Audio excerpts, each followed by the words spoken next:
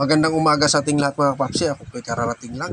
Dating ko lang sa bahay mga papsi. Pagpasok ko lang agad, sinalubong na ako ng aking anak at may inabot sila sa aking parcel. Yan. Siyempre, bilang isang magulang, matutuwa tayo mga papsi. Ano? Nakapangalan pa talaga sa kanila. Ay pinamadali kong bubuksan mga papsi. Siyempre, matutuwa tayo kung ano to. Kahit kunting halaga lang, siyempre, bilang magulang, talagang masaya tayo pag mayroon inabot nila sa atin. Pero mga kapsi, binubuksan ko agad. Yun, tamang-tama mga kapsi.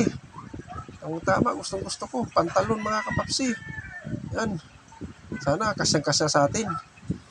Yan, binuksan ko talaga agad mga kapsi. Ano?